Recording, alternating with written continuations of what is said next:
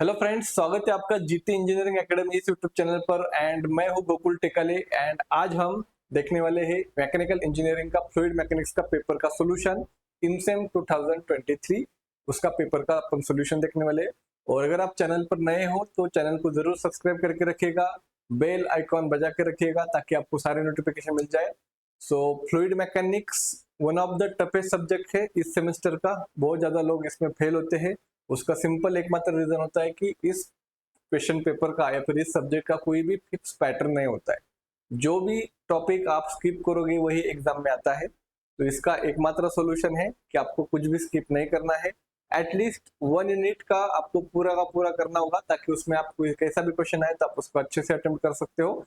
And दूसरे दूसरे unit में आप थोड़ा बहुत और थोड़ा सा स्किप किया, एक आधा क्वेश्चन नहीं भी आया तो भी चलेगा, लेकिन 1 यूनिट आपको पूरा का पूरा करना है। And fluid mechanics, solid mechanics या फिर मैकेनिकल के M3 वो ऐसे बहुत सारे सब्जेक्ट का कोर्सेस अवेलेबल है जीटी इंजीनियरिंग एप्लीकेशन पे। सो इनसेम का भी अवेलेबल है, पूरा सेमेस्टर का भी अवेलेबल है, तो आप कांटेक्ट कर सकते हो। डिस्क्रिप्शन बॉक्स में मैंने लिंक प्रोवाइड कर दिए। सो अभी हम वीडियो को स्टार्ट करते हैं। तो यहाँ पे आपको दिखाई दे रहा होगा कि 2023 का फ्लूइड मैकेनिक्स का पेपर है। तो क्वेश्चन 1A जिसमें आपको पूछा गया क्वेश्चन, थ्योरी क्वेश्चन है, explain fluid as a continuum. अब कंटिन्यूम क्या होता है उसका एक्सप्लेनेशन आपको देना है। तो 4 मार्क्स के लिए क्वेश्चन था, तो 4-5 पॉइंट आप लिख सकते हो। तो यहाँ पे पहला पॉइंट है continuous distribution of matter with no empty space और नो वॉइड्स। इसे कहते हैं वॉइड्स या फिर no empty space, is called continuum. मतलब क्या है, continuous distribution of matter with no empty space, उसमें कोई भी एम्प्टी स्पेस नहीं होना चाहिए। जो भी आपका मैटर है, जो भी आपका सब्सटेंस है उसमें। Then for mechanical analysis fluid is considered to be continuum. इसका एग्जांपल है वाटर फ्लोइंग थ्रू पाइप्स और चैनल्स, जिसमें वाटर जो फ्लो होता है वो कैसा होता है, कंटिन्यूअस होता है, कंटिन्यूम होता है। Then continuum is based on assumption that fluid is continuum, that is the properties such as density, weight, density, pressure, temperature and velocity are taken to be well defined, to be well defined at infinitely small points and are assumed to be very continuously from one point to another point. Air is considered as continuum. Air जो होता है उसे भी continuum कहते हैं, जिसमें कोई भी स्पेस नहीं होता, एम्प्टी स्पेस नहीं होता है। और the mean free path for atmospheric air about 5 to 7 into 10⁻⁶ centimetre. इसका छोटा सा डेफिनेशन है, 2-4 पॉइंट आपको लिखने हैं। 4 मार्क्स के लिए ये क्वेश्चन आता है। देन आपका जो सेकंड है, इसमें आपको न्यूमेरिकल पूछा गया है 4 मार्क्स के लिए वापस। Determine the specific weight, specific mass, specific volume and relative density of liquid having volume of 6 meter cube. यहाँ पे क्यूब चाहिए, थोड़ा सा प्रिंट मिस्टेक हुआ है। वॉल्यूम कभी भी क्यूब में होता है, तो आप यहाँ पे चेंज करना, एग्जाम में भी आ सकता है।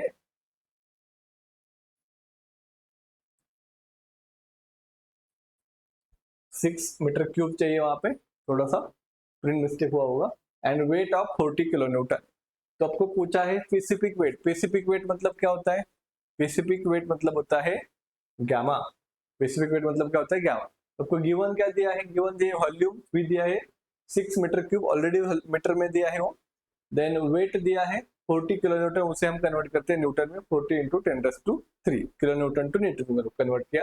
आपको पूछा है स्पेसिफिक वेट मतलब गामा फाइंड करना है, या फिर इसे वेट डेंसिटी भी कहते हैं। देन स्पेसिफिक मास मतलब रो फाइंड करना है। Then specific volume Vs find करना है, और रिलेटिव डेंसिटी S फाइंड करना है। तो स्पेसिफिक वेट का फॉर्मूला है गामा, गामा का फॉर्मूला है weight per unit volume, weight per unit volume. So already आपको वेट दिया है 40 into 10⁻³ ऑलरेडी न्यूटन में। अगर केजी में होता है तो उसे 9.81 से मल्टीप्लाई करते हैं। ऑलरेडी आपको न्यूटन में, तो कुछ एक्स्ट्रा करने की जरूरत नहीं है। वॉल्यूम डिवाइड बाय 6, इसका आंसर आएगा 6.667 into 10⁻³ Newton per metre cube. Gamma का स्पेसिफिक वेट का फिर वेट डेंसिटी यूनिट है Newton per metre cube. Then second है आपका स्पेसिफिक मास, आपको रो फाइंड करना है। तो गामा पता है, तो गामा का फॉर्मूला आता है रो इंटू जी, और रो होता है m/v। रो का और एक फॉर्मूला है, रो होता है आपका m/v, लेकिन यहाँ पे हमें मास का पता नहीं है, इसलिए हम दूसरा फॉर्मूला यूज करेंगे, gamma is equal to rho into g. इसमें गामा पता है, जी पता है, उसमें से रो मिलेगा, दैट इज स्पेसिफिक मास। इसे ही मास डेंसिटी भी कहते हैं या फिर डेंसिटी भी कहते हैं रो। उसका यूनिट है केजी पर मीटर क्यूब। देन नेक्स्ट है आपका स्पेसिफिक वॉल्यूम Vs, ये होता है रेसिप्रोकल ऑफ वेट डेंसिटी और रेसिप्रोकल ऑफ आपका क्या बोलते हैं मास डेंसिटी। ठीक है, अगर लिक्विड है तो लिक्विड के लिए हम क्या लेते हैं, लिक्विड है तो लिक्विड के लिए हम गैमा लेते हैं, और दूसरा होगा तो हम उसे रो लेंगे, 1/रो लेंगे। तो 1/γ की वैल्यू आएगी 1.49 इंटू 10⁻⁻⁴। अगर आप कभी कंफ्यूज हो गए कि भैया कौन सा यूज करना है, लिक्विड वाला यूज करना है, सॉलिड वाला यूज करना है, या फिर क्या है, तो दोनों भी फाइंड करो, 1/γ भी फाइंड करो और 1/रो भी फाइंड करो, बस यूनिट इसके हिसाब से दे दो। गैमा यूज करेंगे तो मीटर क्यूब पर न्यूटन, और अगर रो यूज करेंगे 1/रो तो meter cube per kg. Then relative density yes, yes क्या होता है, मतलब ये स्पेसिफिक ग्रेविटी। यस होता है आपका density of fluid divide by density of water. So density of fluid आपके पास 679 एंड डेंसिटी ऑफ वाटर होता है 1000। तो ये ध्यान रखो, डेंसिटी ऑफ वाटर क्या होता है 1000 होता है, तो आपका आंसर आएगा 0.6795। तो इसके ऊपर एक क्वेश्चन एक्सपेक्टेड होता है, इधर डेफिनेशन पूछेंगे जो 4 पूछे यहाँ पे, 4-5 डेफिनेशन, या फिर इसके ऊपर न्यूमेरिकल, दोनों में से एक आएगा। तो ये था आपका question 1B। Then question C है, derive an equation of intensity of pressure for soap bubble and water jet. इसमें 3 टाइप के सरफेस टेंशन है। पहला है आपका लिक्विड ड्रॉपलेट का, देन और है आपका कहाँ पे surface tension on hollow bubble, and तीसरा है surface tension on liquid jet. तो फिलहाल मैंने तीनों भी दिया है, तो आपको एग्जाम में कुछ कोई कौन सा भी पूछ सकते हैं। तो यहाँ पे सोप बबल एंड वाटर दिया है। तो पहले क्या देखते हैं, surface tension on liquid droplet क्या है। Consider spherical droplet of liquid of radius R. तो ये आपका स्फेरिकल ड्रॉपलेट आपने कंसिडर किया है जिसका रेडियस आर है। On the inter surface of the droplet the tensile force due to surface tension will be taken. तो इसमें यहाँ पे क्या हो रहा है, surface tension tensile force create हो रहा है ड्यू टू सरफेस टेंशन। तो sigma is equal to surface tension, P होता है आपका pressure intensity inside the droplet, and D होता है डायमीटर ऑफ द ड्रॉपलेट। तो यहाँ पे टेंसाइल फोर्स एक्ट होता है ऑन द सरकमफरेंस, कहाँ पे, ऑन द सरकमफरेंस। तो वो होता है sigma into pi d, circumference होता है पाई डी।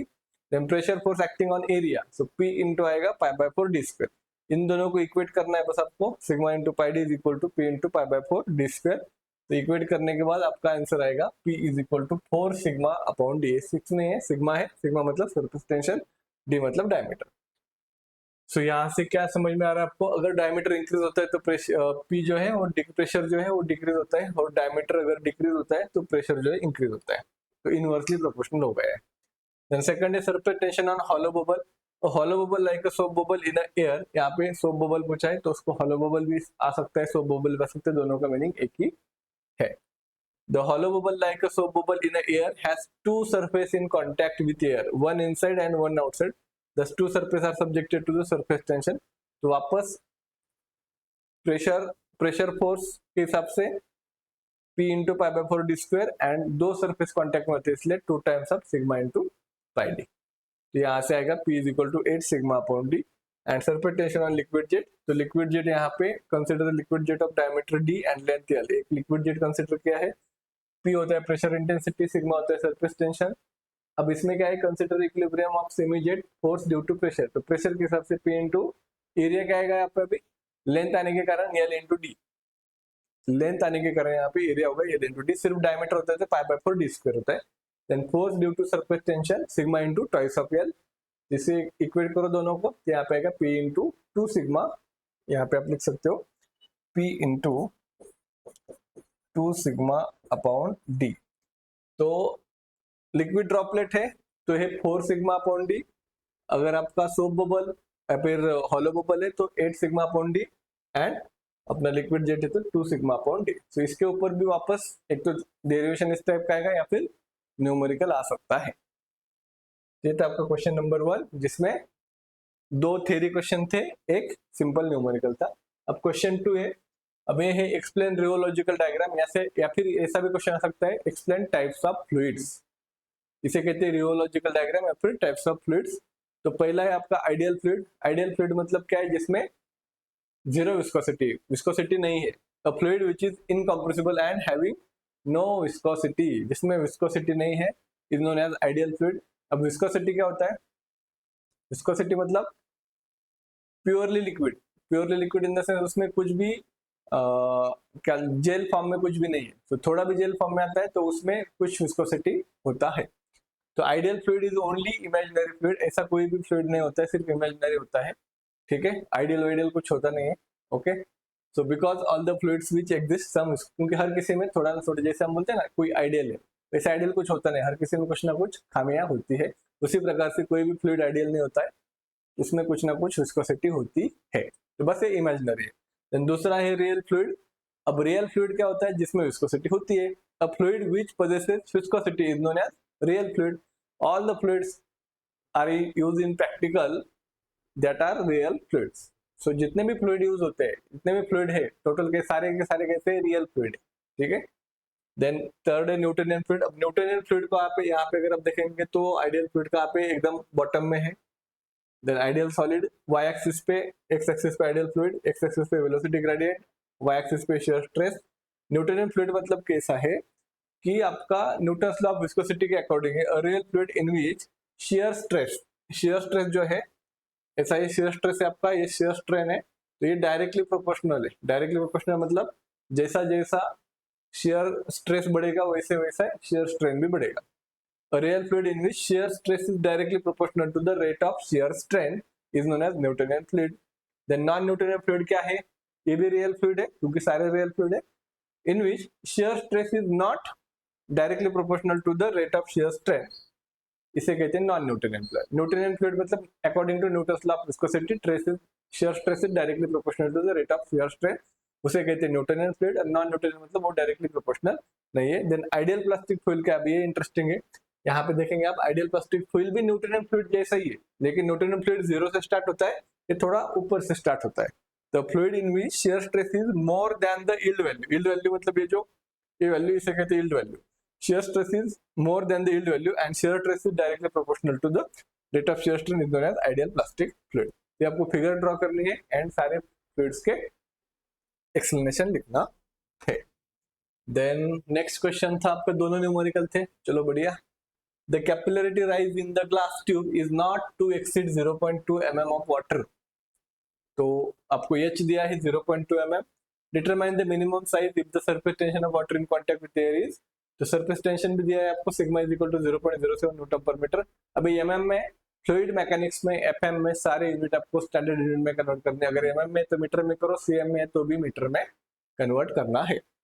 तो डायमीटर पूछा है, सो आपका formula H is equal to 4 sigma cos theta upon rho G D. तो यहाँ पे जब भी वाटर होगा तब थीटा 0 होता है और कॉस 0 1 होता है। कॉस थीटा नहीं लिखा तो भी चलेगा, अगर लिखा और उसका वैल्यू 1 लिखा तो भी चलेगा। तो इसमें वैल्यू पुट करो, H की वैल्यू 0.2 into 10⁻⁻3, सिग्मा की वैल्यू 0.0725, देन रो की वैल्यू 1000, जी की वैल्यू 9.81, डी को शिफ्ट करो 0.2 की तरफ, 0.2 को शिफ्ट करो 0.8 डी की तरफ, कैल्सियम में आंसर निकालो तो मीटर में आएगा 0.1478, क्योंकि सारे यूनिट मीटर में कन्वर्ट किए। तो अगर इसको एमएम में करना है तो 1000 से मल्टीप्लाई करो, और अगर इसको सीएम में करना है तो मीटर में जो है उसको 100 से मल्टीप्लाई करो, क्योंकि 100 centimeter is equal to 1 meter होता है। तो ये सिंपल है, फॉर्मूला बेसिक है, बस आपको फॉर्मूला याद होना चाहिए, और फॉर्मूला याद होने के लिए आपको डेरिवेशन करना चाहिए, तो इस हिसाब से आप कर सकते हो। देन नेक्स्ट 7 मार्क के लिए क्वेश्चन है, अभी बढ़िया क्वेश्चन है, न्यूटन्स लॉ ऑफ विस्कोसिटी के ऊपर डिपेंड होगा शायद से, यस उसके ऊपर ये। A cylinder of 0.30 meter diameter rotates concentrically inside a fixed cylinder of 0.31 mm 31 meter diameter. तो दो डायमीटर है आपके पास, ठीक है। पहला diameter small D 0.30, capital D 0.31 meter, ठीक है। Both the cylinder are 0.3 meter long, दोनों सिलेंडर 0.3 मीटर लॉन्ग है, सो लेंथ दिया है 0.3 meter. Determine the viscosity of the liquid which fills the space between the cylinder if torque of 0.98 newton meter is required.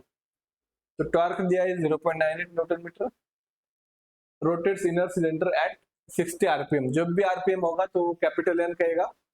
तो torque दिया आपको, ठीक है। अब सबसे पहले आपको फाइंड क्या करना है, विस्कोसिटी फाइंड करना है। विस्कोसिटी फाइंड करना है मतलब क्या करना है आपको, म्यू फाइंड करना है। विस्कोसिटी फाइंड करना है मतलब आपको म्यू फाइंड करना है, म्यू फाइंड करना है। तो आपके पास फॉर्मूला होता है tau is equal to mu du by dy। तो आपको टाउ पता होना चाहिए, टाउ पता नहीं है तो टाउ का फॉर्मूला होता है फोर्स अपॉन एरिया। जिसके लिए आपको फोर्स चाहिए। अब फोर्स कैसे फाइंड करेंगे, तो उसके लिए फॉर्मूला है T is equal to F into D by two. तो T मतलब होता है टॉर्क, जो कि क्वेश्चन में है। D डायमीटर, अब डायमीटर कौन से यूज करेंगे, जो छोटा वाला डायमीटर है वो आप यूज करेंगे हर जगह पे D। 0.30 divide by 2 into F is equal to 0.98। तो यहाँ से आपको एफ की वैल्यू मिलेगी। एफ के वैल्यू से देन आपको यू और वाई चाहिए, तो वाई तो आपके पास dy है क्या, हाँ dy मतलब भी थिकनेस होता है। dy मतलब क्या होता है, थिकनेस कहीं पे दिया होगा, थिकनेस हमें, हाँ थिकनेस हम फाइंड कर सकते हैं ना। थिकनेस कैसे फाइंड कर सकते हैं, अगर से दो सिलेंडर है और ये थिकनेस आपको पूछा है, अंदर का डिस्टेंस है 0.3, बाहर का डिस्टेंस है 0.31, तो कैसा होता है, small D plus capital 2D is equal to T होता है। कुछ तो भी गलत कर रहा हूं मैं, रुको रुको रुको, small D plus 2 times T is equal to capital T होता है। सो T होगा D minus D divide by 2। तो 0 पॉइंट कहीं पे लिखा होगा, यस यहाँ पे लिखा है मैंने, कैपिटल D की value 0.31 minus small D 0.30 divide by 2, ये आएगा 5 इंटू 10⁻³ मीटर में। देन U का फॉर्मूला है पाई डी एन बाई 60। जब भी n का यहाँ पे होगा एंट्री आरपीएम का, तब आपका फॉर्मूला यूज होगा पाई डी एन अपॉन 60। इसमें वैल्यू पुट करो, आएगा 0.942। अब du निकालना है, du मतलब क्या है, final velocity minus initial velocity. तो ये फाइनल होता है 0.942 और इनिशियल हमेशा 0 होता है, मतलब जो u की वैल्यू होती है वही आपकी du की वैल्यू होती है। सो dy होता है थिकनेस, तो थिकनेस मिल गया, du मिल गया आपको, टाउ में f चाहिए तो f भी मिल गया। तो बस आपको फॉर्मूला पुट करना है, Newton's law of viscosity, f is equal to mu du by dy। तो f दिया है, एरिया एरिया एरिया कैसे फाइंड करेंगे, पाई डी एल। एरिया कैसे फाइंड करेंगे, pi d l, pi by 4 d square नहीं यूज करना है, यहाँ पे लेंथ भी दिया है आपको, जब भी लेंथ होगा तब पाई डी एल ही आप एरिया फाइंड करोगे। ठीक है, तो एरिया मिल गया। देन यहाँ से आप सिंप्लीफाई करके म्यू की वैल्यू इजीली निकाल सकते हो। तो आपको न्यूटन्स लॉ ऑफ विस्कोसिटी, इसके ऊपर भी एक न्यूमेरिकल आता है हर बार, या फिर न्यूमेरिकल नहीं आए तो उसका डेरिवेशन या फिर उसका state and explain Newton's law of viscosity आता है। ओके, देन अब क्वेश्चन नंबर 3 है यूनिट नंबर 2। वो इसमें क्या है, मैनोमीटर से। A simple U-tube manometer is installed across an orifice meter. The manometer is filled with mercury of specific gravity 13.6। Mercury का स्पेसिफिक ग्रेविटी 13.6 ही होता है, क्वेश्चन में दिया हो ना दिया हो ये आपको पता होना चाहिए। And the liquid above the mercury is carbon tetrachloride of specific gravity 1.6। The manometer reads 200 mm। Determine the pressure difference over the manometer. तो आपको यस लिक्विड मतलब स्पेसिफिक ग्रेविटी ऑफ लिक्विड दिया है ऑलरेडी 1.6, मर्क्यूरी है 13.6। अब इसका जो reading है रीड्स 200 mm, वो होता है आपका x, x is equal to 200 mm। h find करना है, h का फॉर्मूला होता है x sm upon SL minus 1। sm मतलब मर्क्यूरी का स्पेसिफिक ग्रेविटी और SL मतलब लिक्विड का स्पेसिफिक ग्रेविटी। तो उसमें वैल्यू पुट करो, h मिलेगा 1.5। देन p का फॉर्मूला होता है यस गामा h या फिर रो जी एच भी आप कह सकते हो, रो जी एच, कौन सा भी फॉर्मूला यूज करो, दोनों का मीनिंग सेम ही है। तो यहाँ पे यस गामा का यूज किया है, यस है आपका 1.6 लिक्विड का, देन गामा है आपका 9810, 1000 इंटू 9.8 मतलब 9810 एंड 1.5। इसमें वैल्यू पुट करो, आपको मिल गया आंसर। अब ये न्यूटन में, अगर किलो न्यूटन में करोगे आप तो 23.54 किलो न्यूटन में आएगा। इसको मैं यहाँ पे ऐसा भी लिख सकता हूँ, P is equal to 23.544 kilo newton per meter square. तो बस फॉर्मूले में वैल्यू पुट करना था, बाकी और कुछ नहीं। अब रो क्या होता है, रो होता है यस इंटू 1000, ये ध्यान में रखो, रो होता है यस इंटू 1000, यस मतलब स्पेसिफिक ग्रेविटी। ठीक है जी, तो अभी नेक्स्ट क्वेश्चन है explain stability conditions of floating bodies. Yes, अभी मेटा सेंटर का कंसेप्ट है, इंपॉर्टेंट है। अब स्टेबल इक्विलिब्रियम एक होता है, अनस्टेबल इक्विलिब्रियम एक होता है और दूसरा न्यूट्रल होता है। ठीक है, मतलब एक होता है ना, एक पॉजिटिव होता है, एक नेगेटिव होता है और एक बीच में होता है न्यूट्रल। तो स्टेबल क्या है, when the body is given a smaller angular displacement due to external force then it comes to its original position due to internal force is called stable equilibrium. Stable मतलब क्या है, अगर किसी body को smaller angular displacement दिया है, smaller angular displacement दिया है, मतलब थोड़ा सा एंगल चेंज किया है ड्यू टू एक्सटर्नल फोर्स, मतलब यहाँ पे है तो यहाँ पे थोड़ा सा उसका एंगल चेंज किया है due to external force, and then it comes to its original position due to internal forces is called stable equilibrium. मतलब अगर ये जो है इसको मैंने थोड़ा सा एंगुलर डिस्प्लेसमेंट दिया और ये वापस अपने पोजीशन पे आ गया,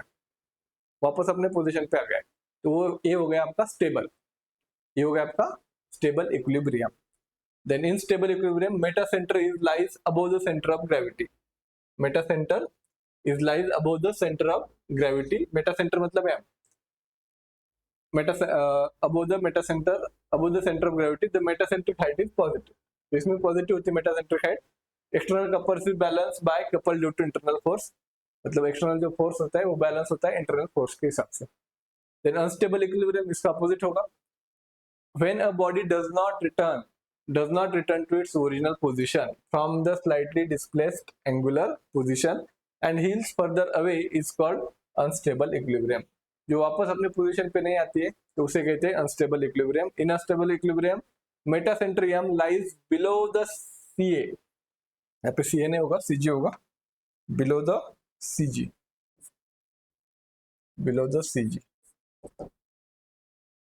the metacentre height is negative. क्या है मेटासेंटर हाइट कैसा है अनस्टेबल में, नेगेटिव है इसलिए वापस पोजीशन पे नहीं आता है, और यहाँ पे क्या है आपका पॉजिटिव है,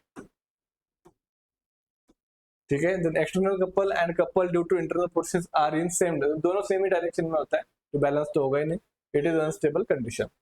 then neutral equilibrium when the body is given a smaller angular displacement and set on new position. अब मतलब ये पहले पोजीशन पे नहीं आता है वापस, पहले पोजीशन पे आता है तो स्टेबल होता, आगे भी नहीं जाता है तो अनस्टेबल होता, तो ये कहाँ पे होता है set a new position is called neutral equilibrium. The in neutral equilibrium metacentre and the centre of gravity g are coincides, तो यहाँ पे होता है जी और एम जो है दोनों सेम जगह पे आते हैं, उसे कहते हैं न्यूट्रल इक्विलिब्रियम। सो ये तीन टाइप के आपके स्टेबल इक्विलिब्रियम, अनस्टेबल इक्विलिब्रियम और न्यूट्रल इक्विलिब्रियम। तो इस टाइप का आपका फिगर आपको निकालना है, Meta centre height, centre of gravity, इस प्रकार से आपको टोटल ड्रॉ करना है। तो ये 4 मार्क्स के लिए थ्योरी क्वेश्चन आ सकता है। देन अभी नेक्स्ट, हाँ जी अभी बड़ा वाला जो ये है, ये ऑलमोस्ट हर बार आता है, इसको अच्छे से करो। Derive an expression for determination of metacentric height of floating bodies by analytical method.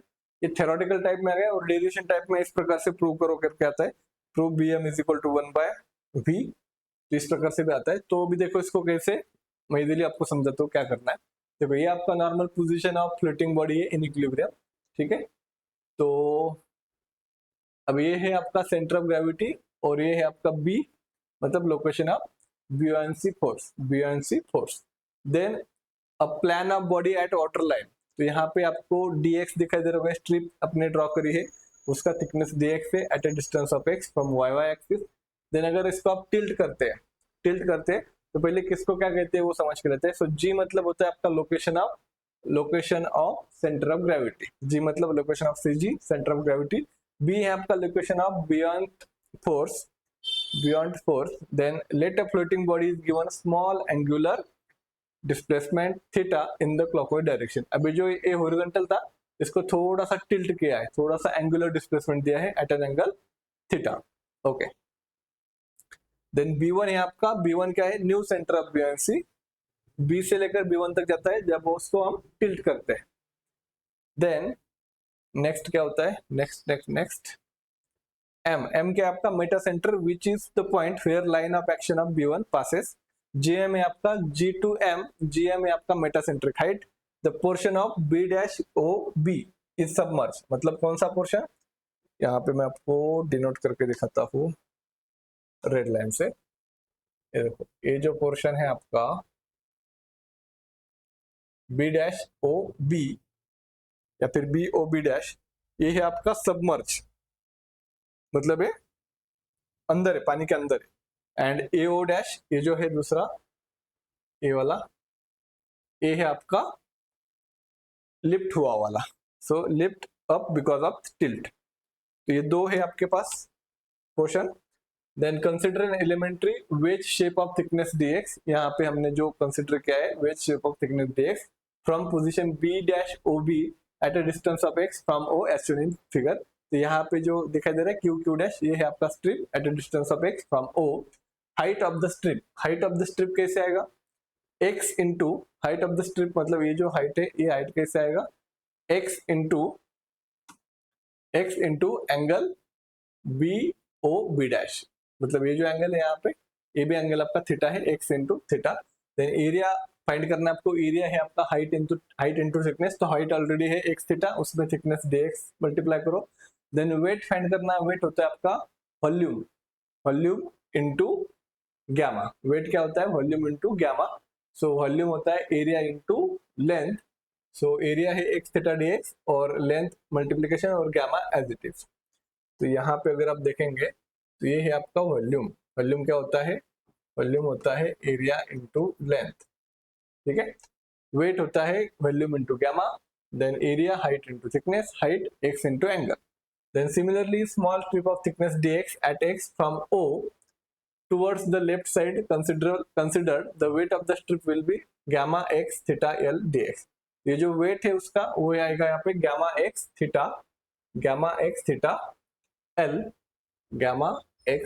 l dx, मतलब ये जो पूरा है वेट ये आपने कंसिडर किया है। This left and right side weight are acting equal and opposite forming a couple.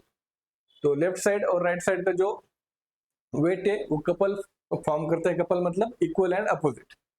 तो moment of the couple dm is equal to weight of the strip जो है आपका gamma x theta l dx या फिर x theta dx l gamma, ये जो है इसको भी लिख सकते हो इसको भी लिख सकते हो, into distance between two weights. अब दोनों वेट का डिस्टेंस कितना होगा, सो दोनों वेट का डिस्टेंस होगा x प्लस x, दोनों वेट का डिस्टेंस कितना होगा x प्लस x, तो ये होगा 2x into x 2x square, बाकी as it is theta l gamma dx। Then moment of the couple for whole wedge, तो मोमेंट निकालना है, तो यहाँ पे dm इज इक्वल टू ये था, तो मल्टीप्लाई इंटीग्रेटिंग बोथ साइड करेंगे आप IBS, तो यहाँ पे d/2 कट हो जाएगा m एंड यहाँ पे आएगा इंटीग्रेशन 2 गामा l, यहाँ पे r जैसा दिख रहा है वो गामा है, ठीक है। गामा मतलब वेट डेंसिटी और स्पेसिफिक वेट, तो 2 gamma l theta x square dx, ये हो गया आपका m की वैल्यू, इसे इक्वेशन 1 देते हैं। Then now moment due to shifting of centre of buoyancy from B to B1, so B से लेकर आपका B1 तक जो इस B से लेकर B1 तक जो शिफ्ट हुआ है उसका मोमेंट लेते हैं। So moment is equal to FB force into BB1, FB force into BB1, ये जो डिस्टेंस है BB1 वो डिस्टेंस लिया है। अब डिस्टेंस BB1 कितना है, BM इंटू थीटा है, BM इंटू थीटा। अब यहाँ पे आपको कुछ टर्म ध्यान में रखना है, BB1 ये जो डिस्टेंस है ये क्या है आपका, BB1 जो डिस्टेंस है आपका ये है आपका BM इंटू थीटा, मतलब ये जो है ना ये BM एंड ये theta, so BM into theta है डिस्टेंस। देन FB मतलब आपका वेट है, FB is equal to W, तो weight into BM into theta. अब M की जो वैल्यू है ये वैल्यू इक्वेशन 1 में पुट करो, तो आएगा W BM theta is equal to integration 2 gamma l theta x square, तो इसमें से थीटा थीटा कैंसिल हो जाएगा और l dx होता है आपका एलिमेंटल एरिया, तो l dx की जगह पे a पुट करेंगे और 2x स्क्वायर a होता है आपका moment of inertia, 2 integration x square dA होता है आपका मोमेंट ऑफ इनर्शिया। तो BM इज इक्वल टू आएगा BM is equal to 2 gamma और ये W आपका डिवाइड हो जाएगा, तो 2 गामा ने सिर्फ गामा आएगा इनटू आएगा डिवाइड बाय W हो जाएगा। तो अब W की वैल्यू क्या है, W की वैल्यू है गामा इंटू वॉल्यूम, W क्या होता है gamma into volume, specific weight is equal to, आपको ये फॉर्मूला पता होगा ना, गामा क्या होता है वेट पर यूनिट वॉल्यूम होता है, तो W क्या होगा गामा इंटू वॉल्यूम होगा। अभी जो उल्टा A दिख रहा है वो वॉल्यूम है, ठीक है, V भी लिख सकते हो आप उसको, तो यहाँ पे गामा गामा कैंसिल होगा और आएगा I/V। तो ये आपको डेरिवेशन पूछते हैं थ्योरेटिकल वे में इस प्रकार से होता है, या फिर डायरेक्टली आप प्रूव दैट इस प्रकार से भी पूछते हैं, और दोनों एग्जाम में आ चुका है ये क्वेश्चन। अगर GM निकालना है तो BM माइनस BG, सो BM की value 1 by volume minus BG, इसे कहते हैं मेटासेंट्रिक हाइट। तो ये आसान है, बस एक बार आपको सॉल्व करना होगा, ठीक है, अच्छे से फिगर निकालनी होगी, तो ये इस बार भी आएगा। तो इसका अच्छे से प्रिपरेशन करो।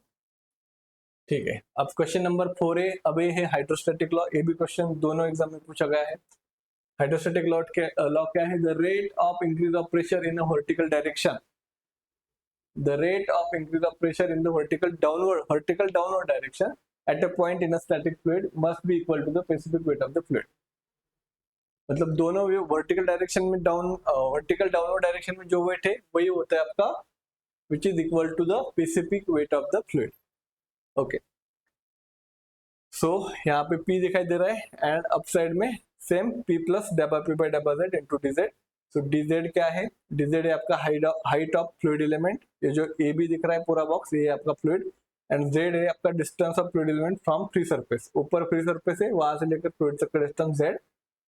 देन P है आपका प्रेशर ऑफ फेस AB और DA है आपका cross sectional area. Then net upward pressure force अगर आप करेंगे, अपवर्ड प्रेशर फोर्स, तो P प्लस डेबा P बाई डेबा Z into DZ then into DA into DA minus PDA। अब यहाँ पे DA क्यों लिया है? क्योंकि प्रेशर होता है फोर्स पर यूनिट एरिया, सो फोर्स क्या होगा? Pressure into area. तो यहाँ पे प्रेशर ये आपका P प्लस डेबा P बाई डेबा Z एंड उसका एरिया मल्टीप्लाई किया है DA। इसको DA से मल्टीप्लाई करो, PDA कैंसिल हो जाएगा, बचेगा बस डेबा P बाई डेबा Z DZ DA। अब वेट ऑफ फ्लूइड क्या होता है? Gamma into V। अभी ये फॉर्मूला लिखा अपन ने, सो गामा इंटू V, और वॉल्यूम क्या होता है? एरिया इंटू लेंथ होता है। सो DA इंटू DZ लिया मैंने वॉल्यूम को। अब summation F is equal to अगर 0 करेंगे तो ये आएगा P प्लस डेबा P डेबा Z, चाहिए वाला डेबा P डेबा Z DA minus gamma DZ DA। तो इन दोनों को वेट को, एक अपवर्ड एक डाउनवर्ड है, जो डाउनवर्ड है उसे माइनस लिया है। तो ये जो प्रेशर फोर्स है यहाँ पे, उसको लिया है प्रेशर फोर्स को माइनस डाउनवर्ड वाला pressure force is equal to 0। इसको सिंप्लीफाई करो, ये आएगा dP by DZ is equal to gamma. So dP आएगा गामा DZ IBS, दोनों साइड में इंटीग्रेशन करना है। Integration of dP is equal to integration rho g DZ। So यहाँ पे dP का integration P, then rho g constant, DZ का integration Z। तो Z को आप H भी लिख सकते हो, रो जी H, जो अपना फॉर्मूला है प्रेशर का। सो ये हो गया आपका प्रेशर रेट होता है P बाय रो जी। तो इस प्रकार से आपको ये सॉल्व करना है। देखो थोड़ा सा आपको समझना जरूरी है, प्रेशर क्या होता है? प्रेशर होता है pressure force divide by area. अब इसमें दोनों P होते हैं, कैपिटल P एक स्मॉल p, तो इसमें कंफ्यूज नहीं होना है। प्रेशर का P अलग, फोर्स का P अलग, ठीक है। तो यहाँ पे इसको F भी आप कंसिडर कर सकते हो तो भी चलेगा। देन 4B का क्वेश्चन क्या है? 4B,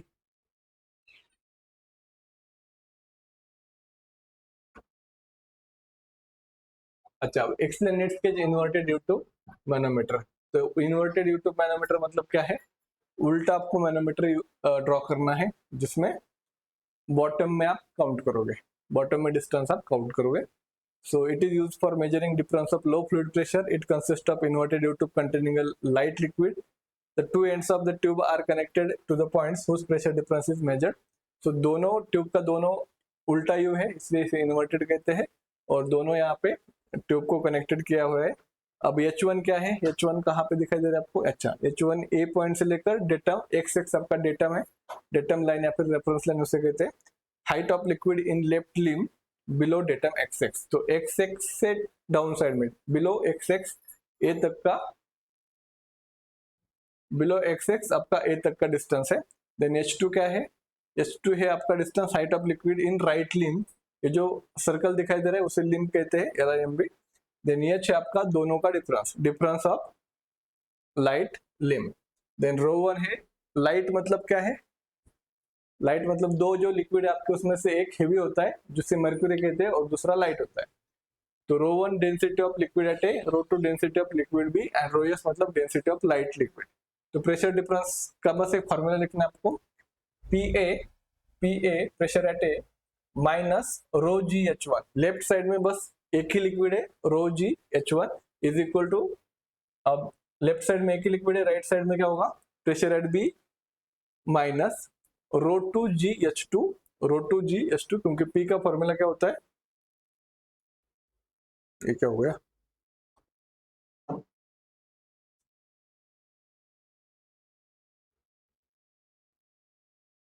एक मिनट। ओके, तो पी का फॉर्मूला होता है रो जी एच। तो यहाँ पे rho two g h two minus, यहाँ पे दो लिक्विड होने के कारण एक लाइट लिक्विड और दूसरा रो सेकंड वाला लिक्विड, तो यहाँ पे दो बार आ गया। और माइनस माइनस क्यों आया? क्योंकि डेटम से अपन डाउनवर्ड डायरेक्शन में ले रहे हैं।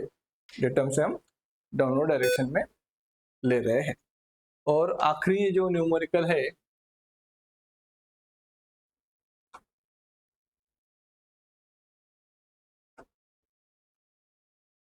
Just a minute,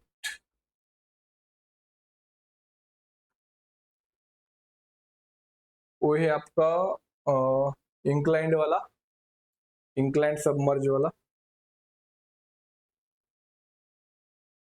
yes, the triangular plate of 1 metre base and 1.5 metre altitude, altitude मतलब हाइट होता है, immerse in water, the plane of plate angled at 30 degree, तो यहाँ पे एंगल 30 डिग्री दिया है, with free water surface and base is parallel to the and the depth of 2 meter from the free surface water, determine the pressure on the plate and position. So P and आपको H find करना है। H मतलब क्या है? Free water से लेकर pressure P तक का डिस्टेंस, सेंटर ऑफ प्रेशर का डिस्टेंस। J मतलब आपका सेंटर ऑफ ग्रेविटी CG होता है, और P आपका सेंटर ऑफ प्रेशर। तो फ्री सरफेस से सेंटर ऑफ प्रेशर तक का डिस्टेंस मतलब होता है आपका position of centre of pressure. तो आपका बेस दिया है 1 मीटर, हाइट दिया है 1.5, थीटा दिया है 30, एरिया आएगा ट्रायंगल होने के कारण 1/2 BH, एरिया मिल गया आपको।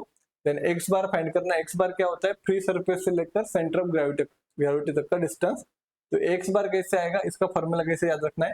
ये जो हाइट दिया है आपको 2 मीटर का, डेप्थ दिया है 2 मीटर का, वो लेना है जितना भी वैल्यू है 2 प्लस एजी कॉस, एजी साइन इंटू एंगल, एजी साइन इंटू एंगल। तो एंगल कितना है 30, एजी कितना डिस्टेंस होगा? एजी मतलब इस जो ट्रायंगल है आपका, इसका सेंटर ऑफ ग्रेविटी। अब सेंटर ऑफ ग्रेविटी कैसे निकालेंगे? 1/3 ऑफ हाइट, 1/3 ऑफ हाइट होगा, 1/3 ऑफ हाइट। तो हाइट है 1.5, 1/3 इंटू 1.5 साइन 30, एक्स बार मिल गया आपका। पी का फॉर्मूला रो जी ए एक्स बार, इसमें वैल्यू पुट करो, ये न्यूटन में किलो न्यूटन में करेंगे तो 16.55 आएगा। देन आई जी फाइंड करो, bh3/36, देन एच का फॉर्मूला एक्स बार प्लस आई जी साइन स्क्वायर थीटा अपॉन ए एक्स बार।